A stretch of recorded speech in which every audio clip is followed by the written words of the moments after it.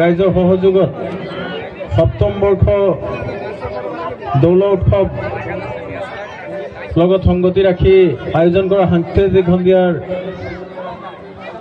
এই কাৰ্যসূচীত উপস্থিত মোৰ লগত অসম চাহ জনজাতি ছাত্ৰ সন্থাৰ কেন্দ্ৰীয় সমিতিৰ সহকাৰী সাধাৰণ সম্পাদক সুনীল তিৰ্কী ডাঙৰীয়া,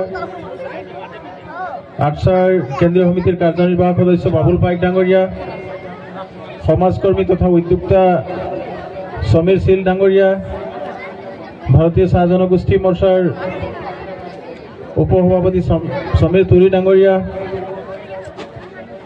এই আয়োজক মণ্ডলীৰ সভাপতি সম্পাদক বিষয়ববীয়াসকল,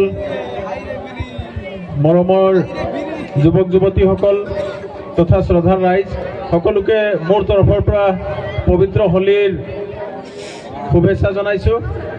আৰু বিগত সময়ছোৱাতো গম পাইছোঁ আপোনালোকে অতি ধুমধামেৰে দৌল উৎসৱটি ইয়াত প্ৰতাপগড় ভূমি সমাজৰ উদ্যোগত আয়োজন কৰে। যোৱা বছৰো নিমন্ত্ৰণ জনাইছিলে, এই বছৰো নিমন্ত্ৰণ জনাইছিলে। তাৰ মাজতে আহি আপোনালোকৰ ইয়াত উপস্থিত হ'লো, ভাল লাগিলে।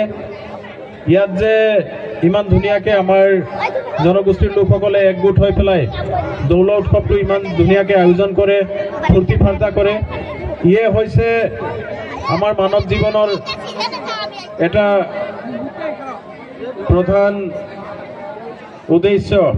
আমি সকলো জাতি জনগোষ্ঠীৰ লগতে একেলগতে উৎসৱ পাৰ্বণ আদি যদি আয়োজন কৰি হাঁহি ফূৰ্তিৰে একতাৰে আগবাঢ়ি যাব পাৰোঁ, তেতিয়াহ'লে আমি বিভিন্ন ক্ষেত্ৰত উন্নতিৰ পথত আগুৱাই যাব পাৰিম।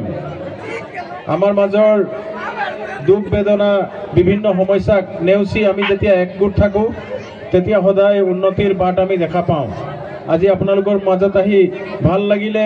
এই অতি সৰু জেগাটোত আপোনালোকে ইমান ধুনীয়াকৈ আয়োজন কৰিছে, ইমান ধুনীয়াকৈ গোট খাইছে।